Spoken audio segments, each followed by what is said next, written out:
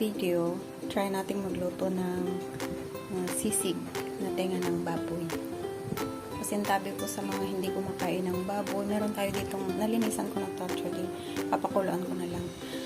Isang piraso ng tenga ng baboy, tsaka atay. Mas masarap sana siya kung inihaw yung tenga ng baboy pagkatapos pakuluan, pero wala tayong pag-ihawan. Meron tayo ditong sibuyas na puti, asin, paminta, siling pula, sibuyas na pula, bawang. So, papakuluan natin itong tenga ng baboy para lumambot siya. Tapos, buhay-buhay natin ang maliliit. Lalagyan din natin siya ng siling green at ang pang-paasim natin niya ay suka. Mas masarap sana kung may kalamansi, kaso wala tayong kalamansi, kaya yung suka na lang gagamitin ko. Lagyan po natin siya ng asin. Lalagyan ko din siya ng isang slice ng luya para pantanggal ng amoy ng baboy. Kung gusto nyo namang lagyan ng seasoning, pwede rin. Optional lang po yun. Pero sa akin, maglalagay ako ng konting magic sarap para may lasa siya. Pakulan po natin siya hanggang lumambot yung tenga ng baboy. So, ito na yung ating tenga ng baboy at saka yung atay na pinakulan ko kanina. Nahiwa-hiwa ko na rin siya ng maliliit.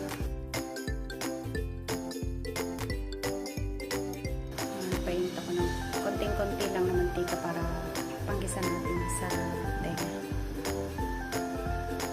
Ay, gisa na po natin yung ating tenga ng baboy.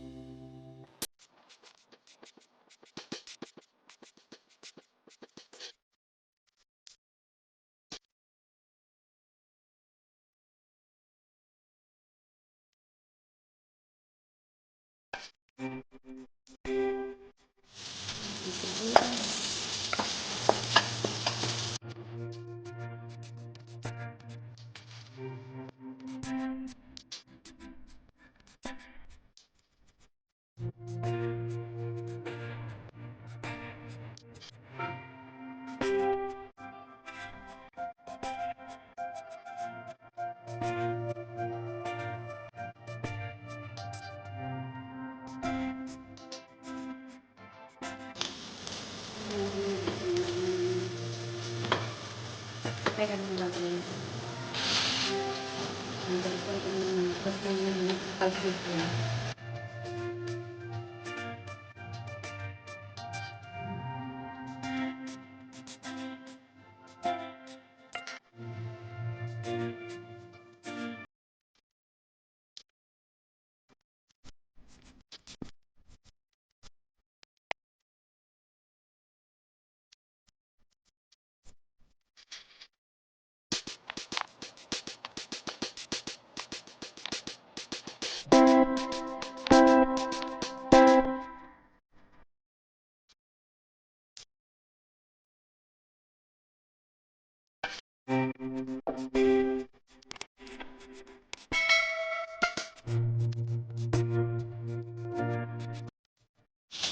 Gamitin natin yung suka.